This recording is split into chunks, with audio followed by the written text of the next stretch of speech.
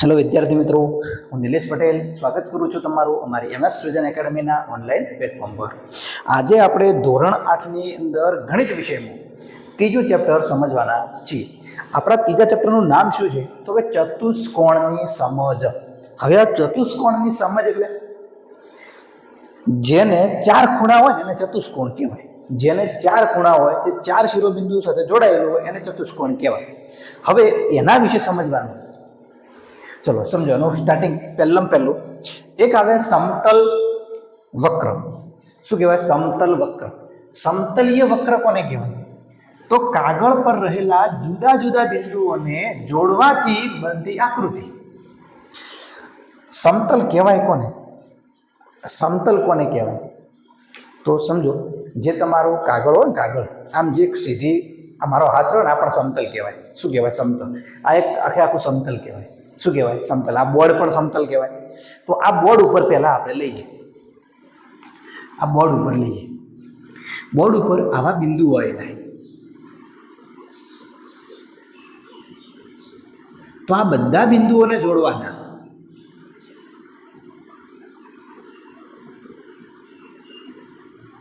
આ બધા બિંદુઓને જોડવાના અને જે આકૃતિ બને એને શું કહેવાય? સમતલીય વક્ર કહેવામાં આવે છે. શું કહેવાય આને?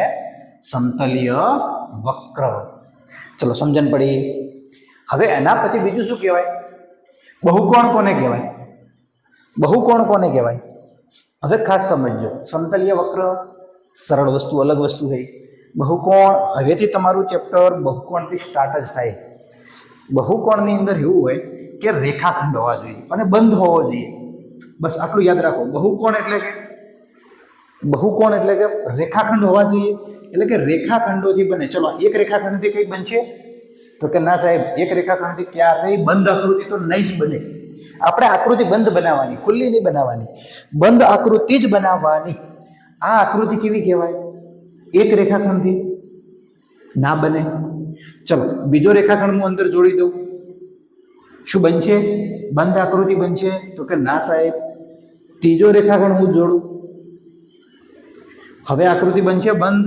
હા, જુઓ, આ રેખાખંડથી જ બનાવી હે. કોઈ મેં વળાંક તો આપ્યા જ નહીં.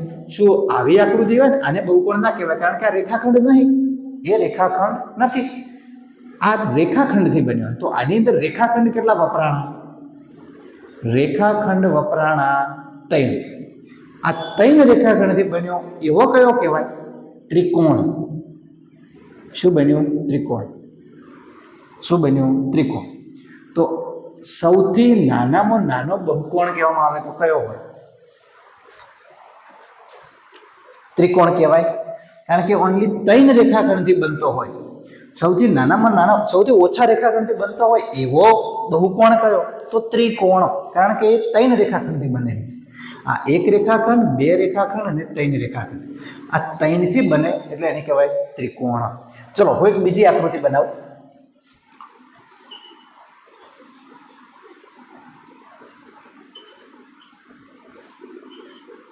આને બહુકોણ કહેવાય. આને બહુકોણ કહેવાય. સમજજો, આને બહુકોણ કહેવાય. તો કહેવાય ને. હા સાહેબ કહેવાય. કેમ કહેવાય?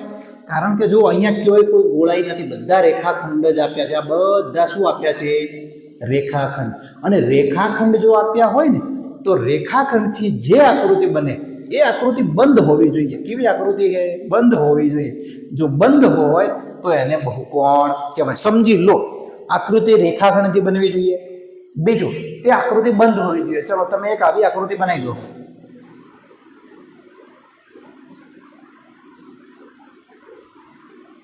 ચલો, આ આકૃતિને બહુકોણ કહેવાય? આકૃતિને બહુકોણ કહેવાય? ના કહેવાય. કેમ? કારણ કે આ આકૃતિ રેખાખંડથી બની નહીં. તો હા સાહેબ, રેખાખંડથી તો બની છે. આ આકૃતિ રેખાખંડથી જ બનેલી છે, પણ તે બહુકોણ નથી. કેમ? કારણ કે તે અહીંયાથી જો ખુલ્લી છે, અહીંયાથી કેવી આકૃતિ છે? ખુલ્લી છે. અને ખુલ્લી હોય તો તે ક્યારેય બહુકોણ કહેવાય નહીં. તે ક્યારેય બહુકોણ કહેવાય નહીં. ચલો સમજણ પડી આટલા સુધી? પરફેક્ટ. તો હવે આગળ આ સમજશો તો જ સ્વાધ્યાયના દાખલા આવડશે. તો જ સ્વાધ્યાય આવડશે. આની અંદર મેન આ થિયરી જ છે. યાદ રાખજો, આ પહેલું લેક્ચર એ થિયરીનું છે, જે ખૂબ જ મેન છે. તો જ સ્વાધ્યાયના દાખલા ફાવે અને આ ચેપ્ટર આવડે. ચલો, આના પછી શું કહે છે? રેખાખંડથી બનતા સાદાબંધ વક્રને બહુકોણ કહેવાય. વિકર્ણ કોને કહેવાય? બહુકોણમાં ક્રમિક ન હોય તેવા શિરોબિંદુઓને જોડતા રેખાખંડને બહુકોણના વિકર્ણ કહેવાય છે. પહેલા આપણે દોરી લઈએ બહુકોણ. શું દોરીએ? બહુકોણ. હવે બહુકોણની અંદર આ આપણે એક બહુકોણ દોર્યું. આને બહુકોણ કહેવાય કે ના કહેવાય? તો સાહેબ કહેવાય. હવે જુઓ, અહીંયા એક આપણે લખીએ એ શિરોબિંદુ. પહેલા વિચારી લો, તમારું કોઈ ગામ વિચારી લો. એક એ ગામ, બી ગામ, સી ગામ અને ડી ગામ. આ કુલ 4 ગામ છે, એ બી સી ડી. હવે સમજો, એ ગામથી ડી ગામ આવવું હોય તો રસ્તો ડાયરેક્ટ રસ્તો હોવો જોઈએ. ડાયરેક્ટ રસ્તો હોવો જ જોઈએ. ચલો, એ ગામથી ડી ગામ આવવા માટે રસ્તો છે તો હા. ડી થી સી સુધી જવા માટે રસ્તો, હા. સી થી બી સુધી રસ્તો અને એ થી બી સુધી પણ રસ્તો છે. પણ શું એ થી ડાયરેક્ટ સી ગામ જવું હોય તો કોઈ રસ્તો ખરો? એ થી ડાયરેક્ટ સી ગામ જવું હોય તો કોઈ રસ્તો ખરો? પણ ના સાહેબ, અહીંયા કોઈ જ રસ્તો નથી. તો આપણે ડાયરેક્ટ રસ્તો બનાવવાનો. અહીંયાથી એ ગામથી સી ગામ જવા માટે ડાયરેક્ટ રસ્તો બનાવવાનો. વચ્ચે કોઈ જ ગામ આવવું જોઈએ નહીં. ડી થી બી ગામ જવું હોય તો પણ ડાયરેક્ટ રસ્તો બનાવવાનો.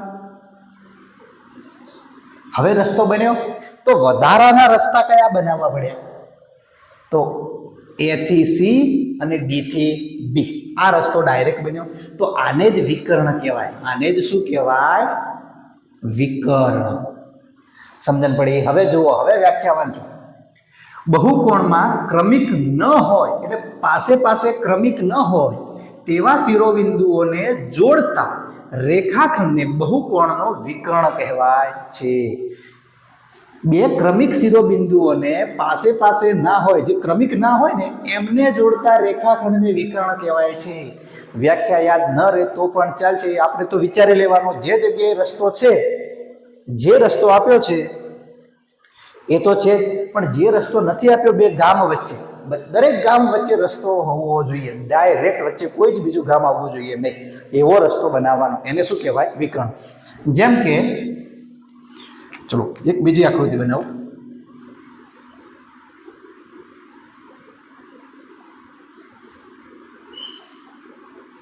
આ પંચકોણ. આને શું કહેવાય? પંચકોણ. જેને 5 ખૂણા હોય, પંચકોણ. 4 ખૂણા હોય એને ચતુષ્કોણ. ચલો, અહીંયા એ ગામ, બી ગામ, સી ગામ, ડી અને ઈ, આ કુલ 4 ગામ આપ્યા છે. હવે એ થી ઈ સુધી પણ રસ્તો છે અને બી સુધી પણ રસ્તો છે. એ ઈ પાસે પણ જઈ શકે, બી પાસે પણ જઈ શકે, પણ એને સી સાથે કોઈ રસ્તો ખરો? તો નથી. તો એને સી સાથે રસ્તો આપો. એને ડી સાથે કોઈ રસ્તો ખરો? તો ના સાહેબ નથી. તો એને ત્યો રસ્તો આપો. આ બીજા વિકર્ણ. હવે ચલો, એને ચારેય જગ્યાએ જુઓ, એને દરેક ગામ સાથે રસ્તો જાય છે. ઓકે. હવે બી ગામ લો. બીને કયા ગામ સાથે રસ્તો નથી મળતો? તો બીને ઈ ગામ સાથે રસ્તો મળતો નથી, તો ત્યાં આપો. બીને ડી સાથે પણ રસ્તો મળતો નથી, તો ત્યાં આપો.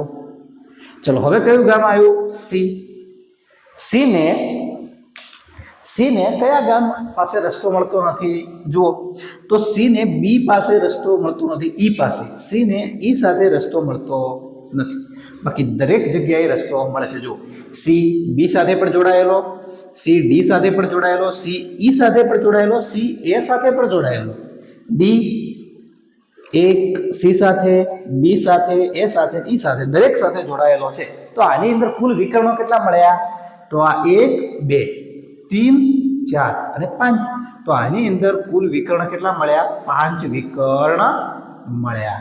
ચલો, આટલા સુધી કમ્પ્લીટ. સમજણ પડી વિકર્ણ કોને કહેવાય તે? પરફેક્ટ. ચલો, એના પછી શું કહે છે? બહિર્મુખ બહુકોણ. શું કહે છે? બહિર્મુખ બહુકોણ. બહિર્મુખ બહુકોણની અંદર એની વ્યાખ્યા જુઓ. પહેલા એની વ્યાખ્યા શું કહે છે? વ્યાખ્યા જુઓ. બહિર્મુખ બહુકોણમાં કોઈ પણ વિકર્ણ બહારના ભાગમાં ના હોય અને તેના બધા જ અંદરના ખૂણા 180 કરતા નાના હોય, 180 કરતા નાના હોય. ચલો એક આપણે બહિર્મુખ બહુકોણ દોરીએ. જેમ કે અહીંયા હું પહેલો ચતુષ્કોણ દોરી લઉં. હવે આની અંદર શું કહે છે, કોઈ પણ વિકર્ણ બહારના ભાગમાં ન હોય એટલે પહેલા આના વિકર્ણ દોરો. પહેલા આના બધા શિરોબિંદુઓને જોડતા હોય એવા વિકર્ણ દોરો. જો એક અહીંયા વિકર્ણ દોરવો પડશે, એક અહીંયા વિકર્ણ દોરવો પડશે. દોર્યા વિકર્ણ, બે વિકર્ણ બન્યા. હવે બીજું શું કહે છે કે એના બધા જ અંદરના ખૂણા 180 કરતા નાના હોય. હવે 180 આ રીતનું થાય. જુઓ એ આ રહ્યો ને આ ખૂણો, આ કાટખૂણો કહેવાય, જે 90 ડિગ્રીનો બને. તો આ બાજુ પર કેટલા ભાગનો બને? આ બાજુ બનાવવો હોય તો પણ આ ખૂણો કેટલાનો બને? 90 ડિગ્રીનો જ બને. તો આ આખો ખૂણો કેટલાનો બની ગયો?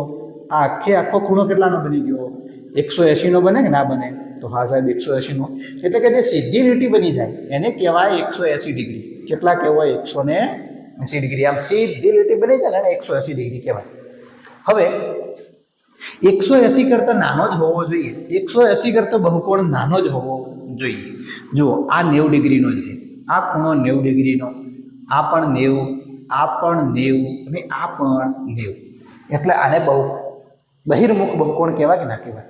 જેના બધા જ વિકર્ણો અંદર અને બધા જ ખૂણા નાના 180 કરતા નાના છે.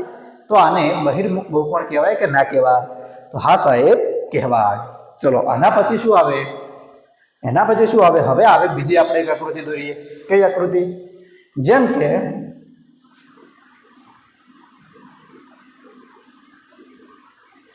એક આ આકૃતિ દોરીએ. હવે આ આકૃતિ શું કહેવા માંગે? તો આ આકૃતિની અંદર આ અલગ અલગ શિરોબિંદુઓ A B C D E F, અલગ અલગ શિરોબિંદુઓ. હવે જુઓ આ આકૃતિની અંદર બધા જ ખૂણા કેવા હોવા જોઈએ? અંદરના ખૂણા 180 કરતા નાના હોવા જોઈએ. આના બધાના વિકર્ણો દોરશો ને તો અહીંયા મળશે, આના વિકર્ણો અહીંયા મળશે, આ આમ પણ મળશે, આમ પણ મળશે, આમ પણ મળશે. એટલે વિકર્ણો અંદરની બાજુ હોય. શું બધા એ ગામને ઈ ગામ પાસે જવું હોય, એ ગામને ઈ ગામ પાસે જવું હોય તો કોઈ રસ્તો છે? બીજો કોઈ રસ્તો છે? નથી. આ જ રસ્તો બનશે એમને. એટલે વિકર્ણ આકૃતિની કયો આવ્યો? બહાર આવ્યો. આ વિકર્ણ આકૃતિની બહાર આવ્યો. એટલે એક ભૂલ થઈ અંદર કે અંદર આવવા જોઈએ, બધા વિકર્ણ અંદર હોવા જોઈએ, પણ આ એક વિકર્ણ બહાર આવી ગયો. કયો આવી ગયો? બહાર. એટલે આને બહિર્મુખ તો કહેવાય નહીં. આ બહિર્મુખ કહેવાય નહીં, બહિર્મુખ કહેવાય નહીં. ચલો હવે બીજું કે આ ખૂણો કેટલો હોવો જોઈએ? 180 કરતા નાનો હોવો જોઈએ. પણ જુઓ આ ખૂણો કેટલો થઈ ગયો? સીધી લીટી હોય ને તો 180 થઈ જાય છે. પણ જો આ ખૂણાને હું આમ લઈ લઉં તો અહીંયા આટલો લાંબો થશે અને અહીંયા લાંબો થશે. એટલે 180 કરતાં વધી ગયો, 180 કરતાં પણ વધી ગયો. એટલે આ 180 કરતાં કેવો થઈ ગયો? મોટો ખૂણો થઈ ગયો. હવે મોટો ખૂણો થઈ જાય તો શું એને બીજી પણ અંદર ભૂલ કહેવાય? બહિર્મુખ તો એવું કહે છે કે ભાઈ મારે તો બધા ખૂણા 180 કરતાં નાના હોવા જોઈએ, વિકર્ણો બધા અંદર હોવા જોઈએ. તો આની અંદર તો આ બહુકોણની અંદર તો 180 કરતાં મોટો ખૂણો પણ મળી જાય, બહાર એક વિકર્ણ પણ આવે. તો આને કેવો કહેવાય? અંતર્મુખ બહુકોણ. અંતર્મુખ બહુકોણ. શું કહેવાય? અંતર્મુખ બહુકોણ. ચલો શું કહે છે આપણો અંતર્મુખ બહુકોણ? કોઈ એક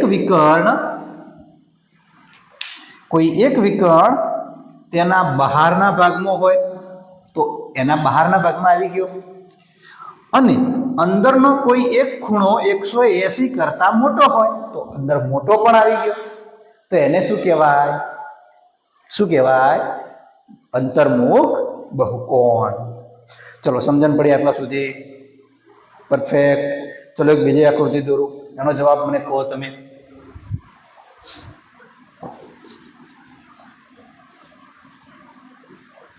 બે આકૃતિ દોરું, એનો મને જણાવો કે એની અંદર કયો બહુકોણ કયો કહેવાશે.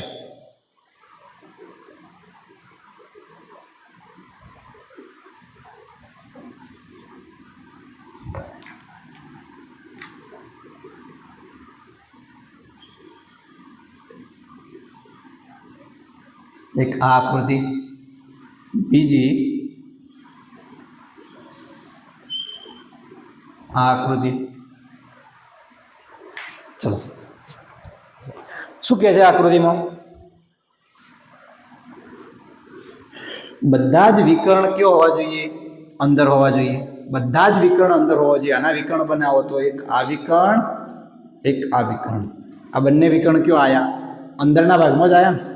તો હા, બધા વિકર્ણ અંદર હોવા જોઈએ. આટલું એક જ યાદ રાખવાનું, બધા વિકર્ણ અંદર હોવા જોઈએ.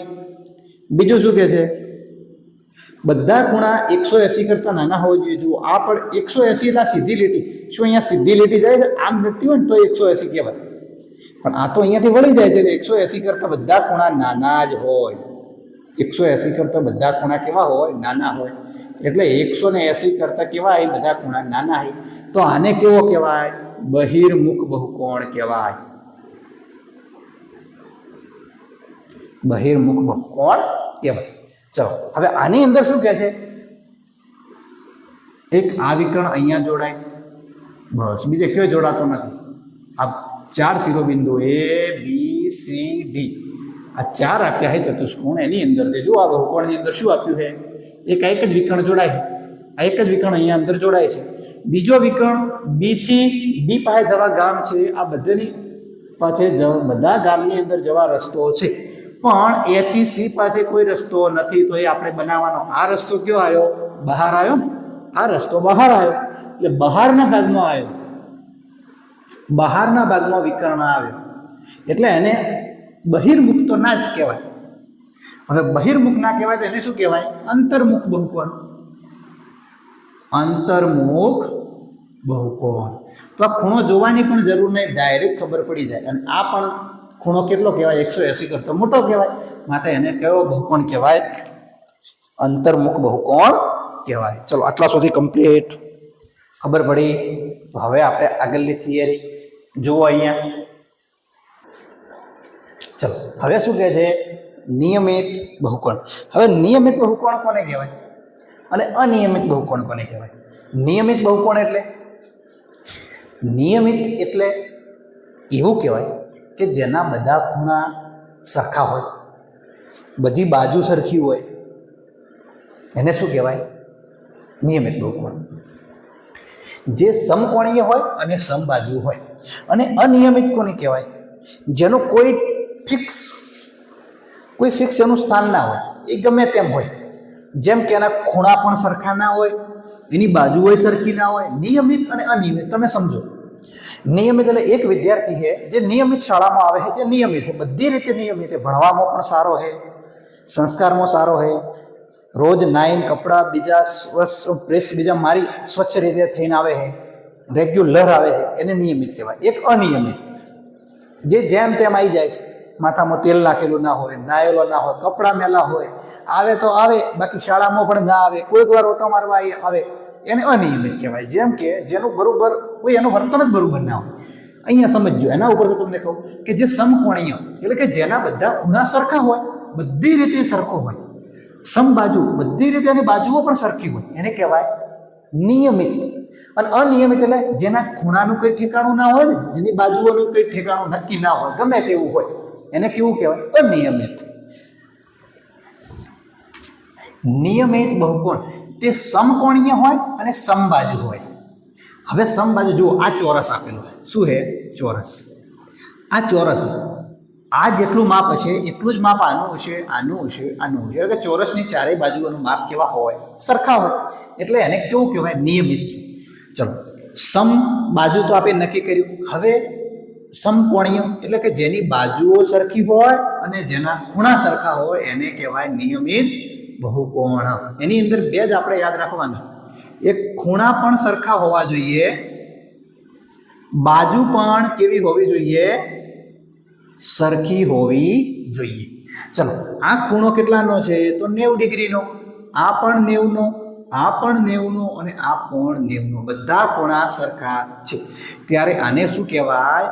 નિયમિત બહુકોણ કહેવાય. કેવું કહેવાય? નિયમિત કહેવાય. ચલો જુઓ, અહીંયા આપ્યું છે 6 ખૂણા એટલે ષટકોણ. તો ષટકોણની અંદર બધા ખૂણા એક જ સરખા હશે. બધા ખૂણા એક જ સરખા હશે એટલા માટે આને શું કહેવાય? નિયમિત કહેવાય કે ના કહેવાય? કહેવાય. એની બધી બાજુઓ પણ કેવી હશે? એક સરખી હશે. એટલે આને કેવું કહેવાય? નિયમિત કહેવાય. ચલો હવે આ કેવું ત્રિકોણ આપ્યું છે? સમબાજુ. કેવું ત્રિકોણ? સમબાજુ. આ સમબાજુ ત્રિકોણ છે. એટલે કે જેની બધી બાજુ સરખી હોય. જો આ બાજુ અને આ બાજુ કેવી હોય? સરખી હોય. અંદરના બધા ખૂણા પણ કેવા હોય? સરખા હોય. એટલે આને શું કહેવાય? નિયમિત કહેવાય. ચલો બીજું હવે અનિયમિત. તેના સમકોણીય અને સમબાજુ નથી, જેના ખૂણા અને બાજુ સરખી નથી. જો આ બાજુ કેવી છે? આ લાંબી છે, આ બાજુ પણ લાંબી છે. જ્યારે આ બાજુ ટૂંકી છે, આ બાજુ ટૂંકી છે એટલે કઈ આનો નક્કી છે?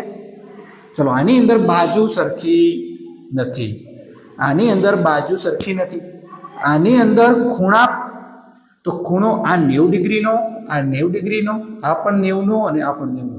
ખૂણા સરખા છે, ખૂણા કેવા છે? સરખા છે, પણ બાજુ સરખી નથી, માટે લંબચોરસને અનિયમિત કહેવાય. અનિયમિત. ચલો આ છે ચતુષ્કોણ. હવે આ સમબાજુ ચતુષ્કોણની અંદર કેવું છે? બાજુઓ સરખી છે, બાજુઓ સરખી છે. આ બાજુ સરખી, આ બાજુ સરખી, આ બાજુ સરખી, આ બાજુ સરખી. આ સમબાજુ ચતુષ્કોણ જેની બાજુઓ સરખી. પણ જુઓ આ ખૂણો કેટલો છે? આ લાંબો છે, જ્યારે આ ખૂણો ટૂંકો છે. આ નાનો ખૂણો છે, આ ખૂણો મોટો છે. આની સામેનો ખૂણો આ અને આ બે સરખા છે. જ્યારે આ ખૂણો કેવો છે? આ જુઓ, આ ભાગ બેડો ભાગ છે, પહોળો ભાગ છે, આ ભાગ સાંકડો છે. તો આ ખૂણો કેવો છે? નાનો છે. એટલે આની બાજુ કેવી છે? આની બાજુ સરખી છે, પણ આને ખૂણા સરખા નથી. તો આને કેવું કહેવાય? અનિયમિત કહેવાય. અનિયમિત બહુકોણ. ચલો આટલા સુધી ખબર પડી. હવે આગળ ચલો, હવે આપણે આગળનો ટોપિક શું કહે છે? બહિષ્કોણ. બહિષ્કોણ કોને કહેવાય? બહિષ્કોણ કોને કહેવાય? તો જુઓ, બહુકોણની કોઈ એક બાજુને લંબાવતા મળતા ખૂણાને બહિષ્કોણ કહે છે. હવે બહુકોણ એટલે કે સાદા રેખાખંડોથી બનતા બંધ વક્રને, અથવા રેખાખંડોથી બનતા બંધ સાદા વક્રને બહુકોણ કહેવાય. જુઓ અહીંયા ધ્યાન દેજો, આ એક બહુકોણ કહેવાય કે ના કહેવાય? રેખાખંડોથી બને બહુકોણ કહેવાય કે ના કહેવાય? તો કે હા સાહેબ, બહુકોણ કહેવાય. કારણ કે ચોરસ ટાઈપ છે ને, ચોરસ ગણી લેવાનો આને. હવે એની એક બાજુને લંબાવું, આને હું આમ લંબાવું તો લાંબી થાય ને? લાંબી થાય કે ના થાય? થાય. આને હું આમ લંબાવું, આને આમ લંબાવું અને આને આમ લંબાવું. એક શિરોબિંદુ પર બે બહુકોણ મળે, બે બહિષ્કોણ મળે. જે તમારે આવતું નથી ભણવામાં, પણ ખાલી કહું છું. એનામાં વધારે ટેન્શન લેવાનું નહીં. ચલો હવે કોઈ એક બાજુને આપણે લંબાઈ, તો આ જે ખૂણો પડ્યો ને, બહારનો ખૂણો, આ જે બહારનો ખૂણો એને કહેવાય બહિષ્કોણ. એને શું કહેવાય? આ બહારનો ખૂણો રહ્યો ને એને બહિષ્કોણ કહેવાય. આને શું કહેવાય? બહિષ્કોણ. બહારનો ખૂણો એને કહેવાય બહિષ્કોણ. આનો બહિષ્કોણ જો આ રહ્યો, આ પણ શું કહેવાય? બહિષ્કોણ. જે બહારના ખૂણા હોય, બહુકોણની કોઈ એક બાજુને લંબાવતા જે ખૂણો બને એને બહિષ્કોણ કહેવાય. શું કહેવાય? બહિષ્કોણ. તો આ અંદરનો ખૂણો રહ્યો, આને કયો ખૂણો કહેવાય? અંદરના ખૂણાને કયો ખૂણો કહેશું? તો જે આ અંદરનો ખૂણો રહ્યો આને કહેવાય અંતઃકોણ. શું કહેવાય? અંતઃકોણ. કયો ખૂણો કહેવાય? એને અંતઃકોણ. આ બહિષ્કોણ, આ અંતઃકોણ. આ ભાગનો આ બહિષ્કોણ, આ અંતઃકોણ. સમજણ પડી? કોને બહિષ્કોણ કહેવાય, કોને અંતઃકોણ કહેવાય? જેમ કે આર્યા ને બધા બહારના એ બહિષ્કોણ હોય. શું હોય? બહારના બહિષ્કોણ હોય. અને બહારના બધા બહિષ્કોણ હોય ને, આ બધાનો ટોટલ સરવાળો, દરેક બહિષ્કોણનો સરવાળો કેટલો થાય? ટોટલ બધા બહિષ્કોણોનો સરવાળો 360 થાય. યાદ રાખી દેવું. બહુકોણના બધા જ બહિષ્કોણોનો માપનો સરવાળો 360 થાય. જુઓ, બહિષ્કોણ એટલે બહારના. બહુકોણની અંદર જેટલા બહારના ખૂણા છે, બહિષ્કોણમાં જેટલા બહારના ખૂણા છે એ બધાનો સરવાળો 360 જ થાય. યાદ રાખવાનો, બધાનો સરવાળો 360 થાય. કેટલો થશે? 360. તો આપણે ચલો આ એક ઉદાહરણ એક આપ્યું છે, એની અંદર શું કહ્યું છે કે આ 90° ખૂણો છે, આ 50નો ખૂણો, આ 110નો ખૂણો, તો આ એક શોધો. તો આપણને તો ખબર છે કે દરેક બહિષ્કોણના બહુકોણના બધા જ બહિષ્કોણોનો સરવાળો કેટલો થાય? 360 થાય. ભલે 4 હોય, 10 ખૂણા હોય ને, 50 ખૂણા હોય ને, 50 બહિષ્કોણ, તો એમનો સરવાળો 360 જ થાય. તો લખી દેવાનું. ચલો, પહેલા 90 વત્તા 50 વત્તા 110 વત્તા x બરાબર સરવાળો 360 જ થાય. યાદ રાખવાનું, આ બધી ચારે ચાર બાજુઓનો સરવાળો કરશો 360 મળશે. ચલો, આનો સરવાળો કરો. 110 ને 90 એટલે 200 ને 200 અને 50 એટલે 250 વત્તા x બરાબર 360. આ સમીકરણ મળ્યું ને આપણને. તો હવે જે શોધવાનું હોય એને કરતા કરવાનું. તો x ને શોધવાનું હોય તો x બરાબર 360, પેલી બાજુથી 250 એ પ્લસ કહેવાય. કેવા કહેવાય? પ્લસ. અને પ્લસ પેલી બાજુ જાય કેવા થઈ જાય? બરાબરની પેલી બાજુ માઇનસ. હવે 360 માંથી 250 કાઢો તો x બરાબર 110 વધે. કેટલા વધે? 110. તો x બરાબર કેટલા મળ્યા? 110. આ આપણો જવાબ. Complete, perfect. ચલો, તો હવે આગળ. હવે શું કહે છે આગળની થિયરીમાં? હવે સૂત્ર આવે છે. આ સૂત્ર કમ્પ્લીટ યાદ રાખી દેવાનું. જુઓ, યાદ રહે કે ના રહે તમારે ગોખી મારવાના. ગોખી જ મારજો આને. આ ભૂલવા ના જોઈએ. આ સૂત્ર ક્યારેય ભૂલાવા જોઈએ નહીં. આ પાઠના મેન ટોપિક ગણીએ ને તો આ સૂત્ર છે. એના ઉપરથી તમારે બધા દાખલાની ગણતરી થશે.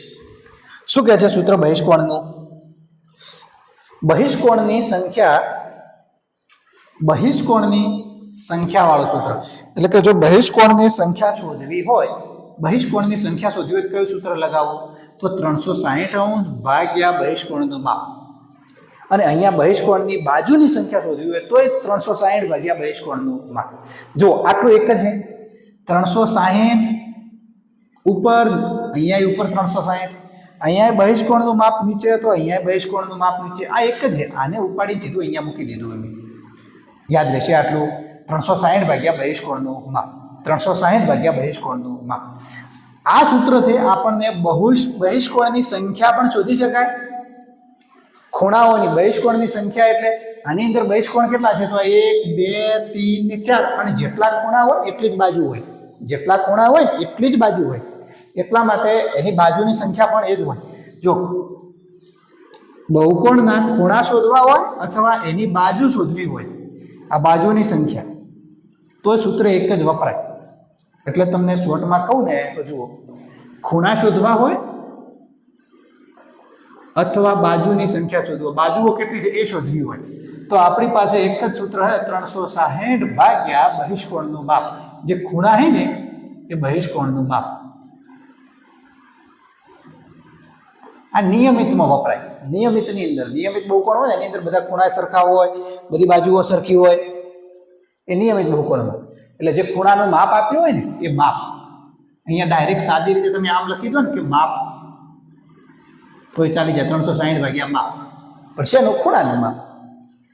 તો ખૂણા કેટલા એ, બાજુ કેટલી એ શોધવું હોય તો 360 ભાગ્યા માપ. આ સૂત્ર યાદ રાખી લેવા. બે મોસ્ટ આઈએમપી સૂત્ર છે આ પાઠની માટે.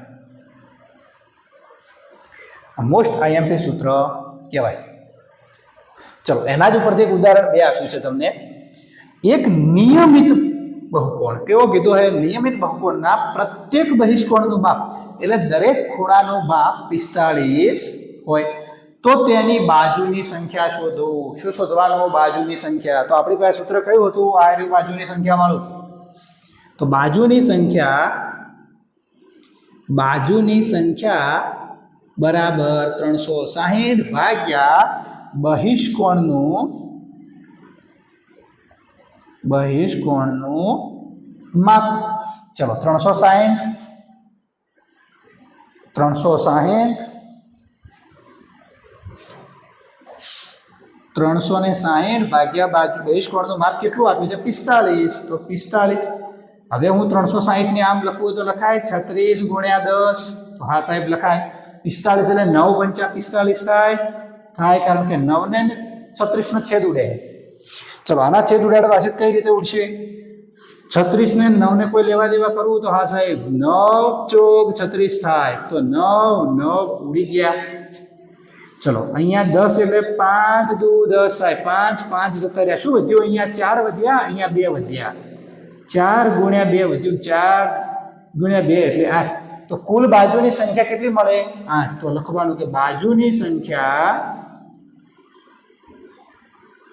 બરાબર 8 ચલો આટલા સુધી પરફેક્ટ